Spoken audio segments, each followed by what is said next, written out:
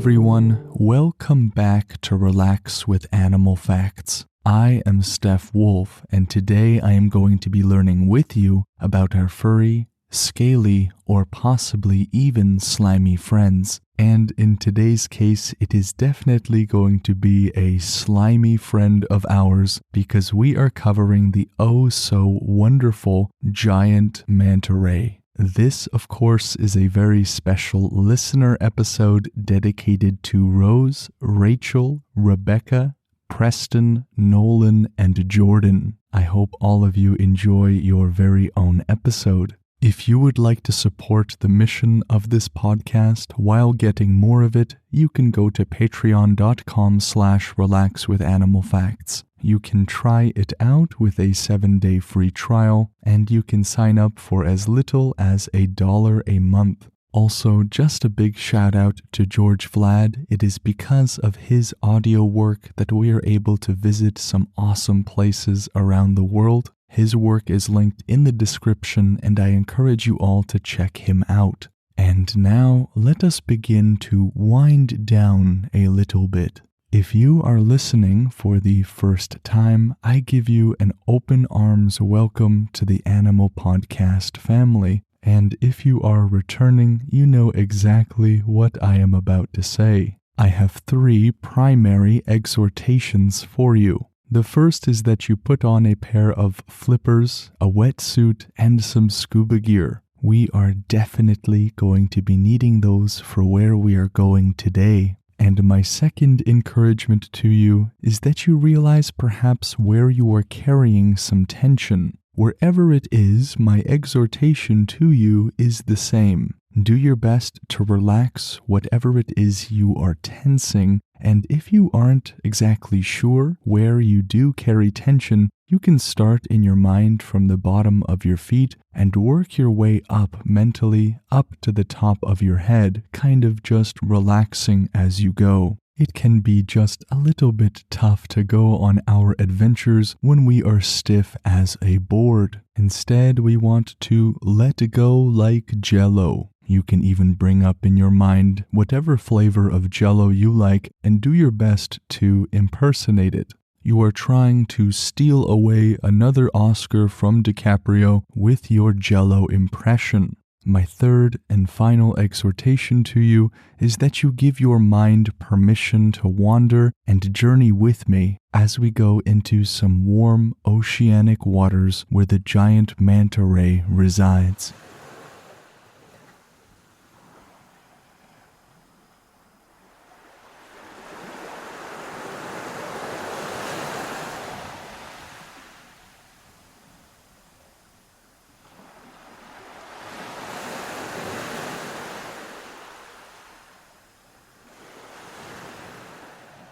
The ocean to me is almost a paradoxical thing. It is as if the more I learn about it and the more I discover about the ocean, the more I realize I know very little. And similarly, the more we plumb the depths of our ocean, the more we see just how much of the depths we haven't plumbed yet. This is its own world. And it is in this wondrous world that we find the giant manta ray. We could have been in a few different waters in the world, but for the most part, they are found worldwide in tropical, subtropical, and temperate bodies of water. In general, they prefer that which is warmer. They can be found in a variety of different temperatures. Some as low as 19 degrees, and some as high as 30 degrees. Forgive me for using Celsius first. I totally forgot that Fahrenheit is extremely convenient and worldwide. Who wants to use Celsius or kilometers? But those are temperatures as low as 66 degrees Fahrenheit and 86 degrees Fahrenheit. Their preference of temperature does seem very much to change from place to place, as we can observe by that fairly large gap in temperature. The scientific name of the giant manta ray is Mobula birostris. It seems as though there has been a change to their scientific name. It seems that it used to be Manta birostris, but now is Mobula. And in attempting to figure out what this means in English, I did not come up with that convincing an answer. Mobula might be referring to mobilis, meaning something that is movable or moves, and birostris to something that is big. And so essentially this would be something like big moving thing, an intensely nuanced and specific scientific name, a big moving thing that could only apply to the giant manta ray. That is incredible. It is possible that birostris can be broken down into bi, meaning two, and rostrum, which just means face or something like snout. If that is the case, their scientific name would mean something like movable two-snout or movable two-face. The wingspan of the giant manta ray can reach up to 7 meters. The reef manta ray only reaches up to 4 meters, creating a sizable gap between the two. And just in case it hasn't really hit yet just how big these creatures are, they can grow up to 29 or even 30 feet. Let's put that in some perspective. Most giraffes tend to grow from between 14 to 19 feet tall. That means that the giant manta ray can be as big as 2 giraffes stacked on top of one another. This is a creature that is truly a giant. The giant manta can be distinguished from the reef manta by looking at the shapes on their backs. All manta rays typically have a pale gray chevron shape on their back. In the case of the giant manta, it is a T shape, and in the case of the reef, it is a Y shape. There is also a significant lump on the base of the giant manta ray's tail that points it out from other species. In addition to having a whopping wingspan, they have the largest brain of any cold-blooded fish. Their brain-to-size ratio gives them the gold medal, not silver and not bronze, and their intelligence is shown in a multitude of ways. Some studies have shown that manta rays maybe can recognize themselves in the mirror, an attribute that is always highly indicative of high cognitive function. We see this in animals like elephants and dolphins and primates, of course. Other studies showed that manta rays are actually able to create mental maps of their environment. Through a variety of stimuli like smell and visual cues, they develop a nuanced long-term memory, something very important when you are in the vastness of the ocean. Now, at the top of the show, we said that these were our slimy friends, and slimy they are. Manta rays are covered in a mucus film that protects them from harmful bacteria. And so the reason they are so slimy and slippery isn't just because of water, it's because of a mucus film.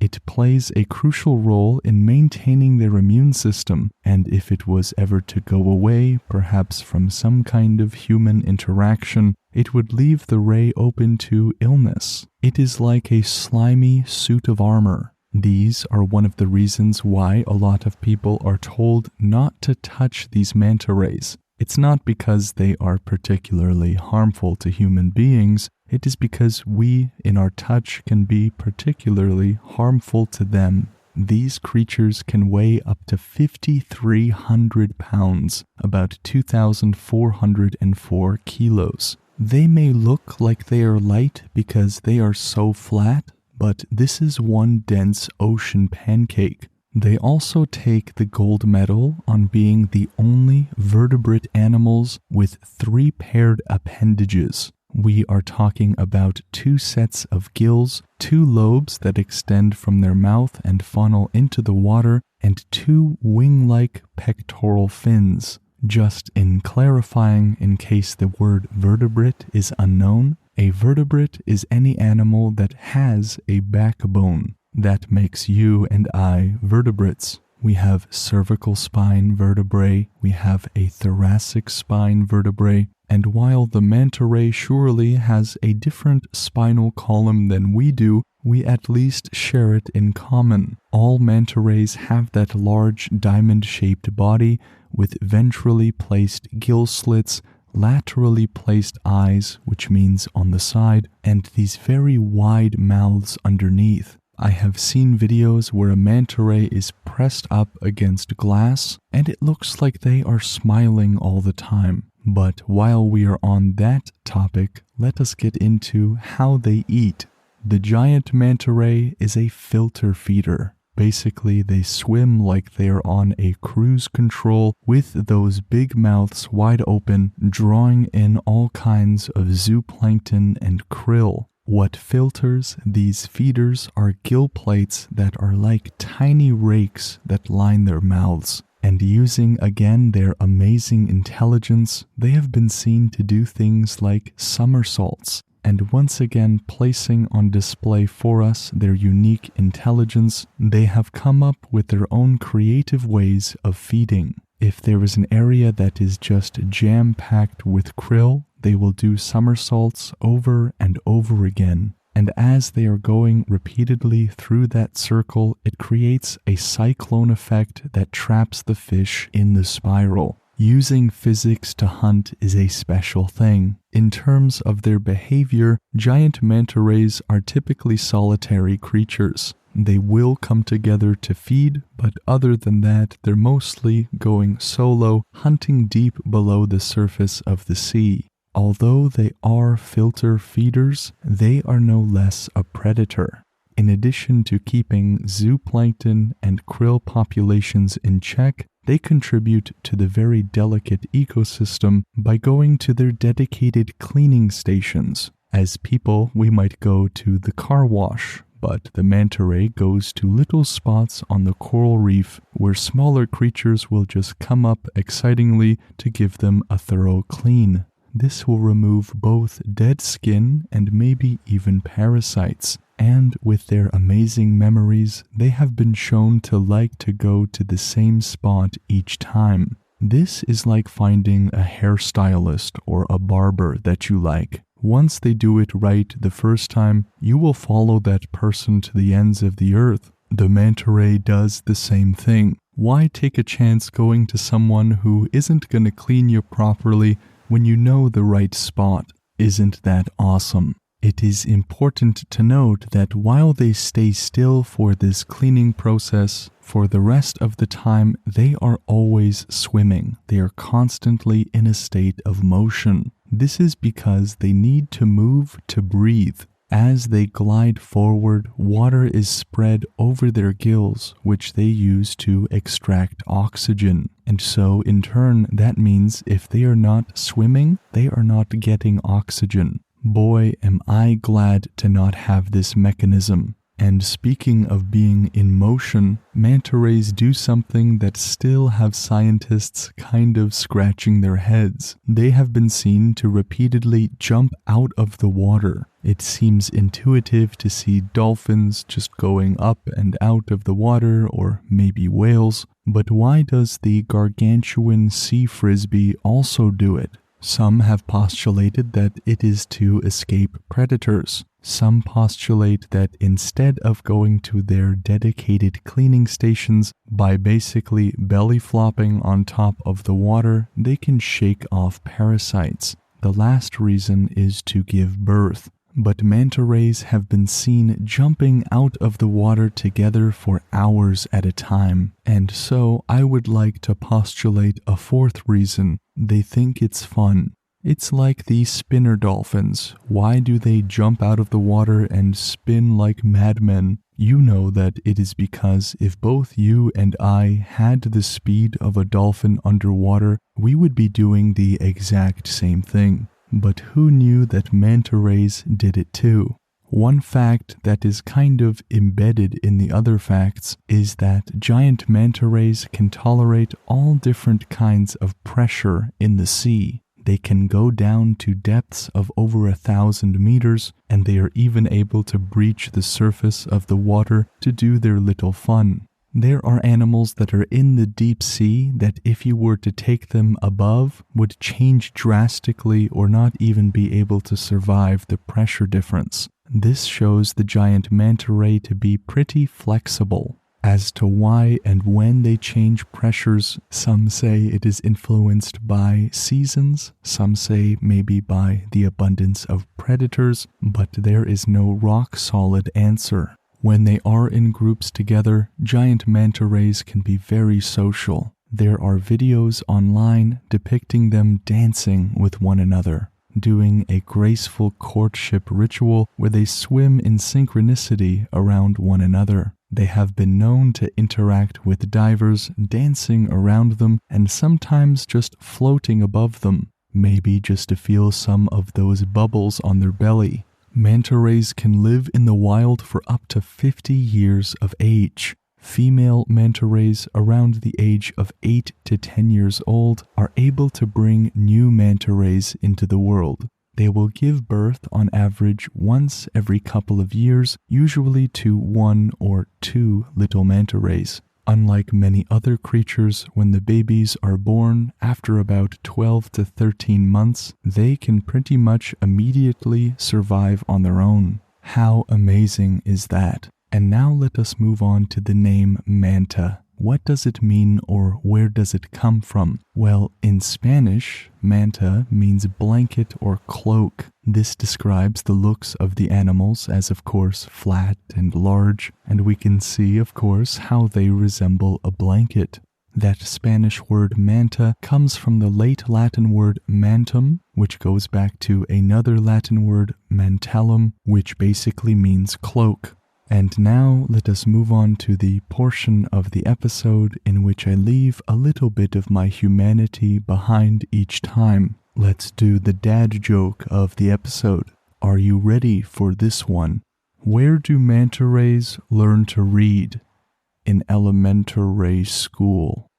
That one almost sends chills down my spine. That's how you know it is a good dad joke. And now let us move on to the review portion of the episode. This review was written by Oliver, who is writing all the way from the Netherlands. And Oliver writes, 3 stars for the relax, 2.99 stars for the facts.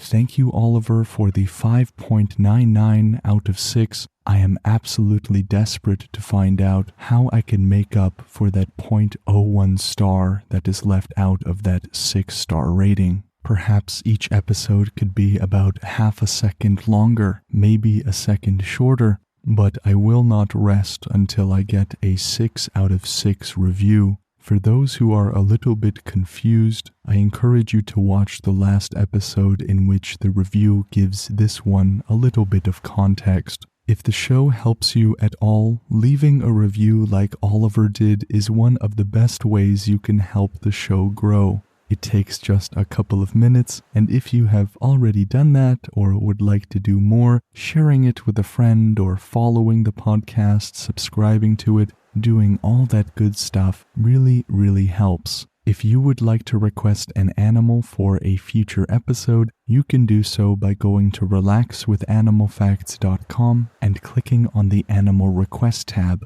If you would like to reach out to me, Stef Wolfe, for any other reason, you can do so by sending a message to relaxwithanimalfacts@gmail.com or by going to the Instagram relaxwithanimalfacts and sending a message there. For more Relax with Animal Facts and to support the show's mission, you can go to patreon.com/relaxwithanimalfacts. A huge shout out to George Vlad for the ambiance used in today's episode. Go check him out, his stuff is in the description. The facts today came from nationalgeographic.com, oceana.org, and fisheries.noaa.gov.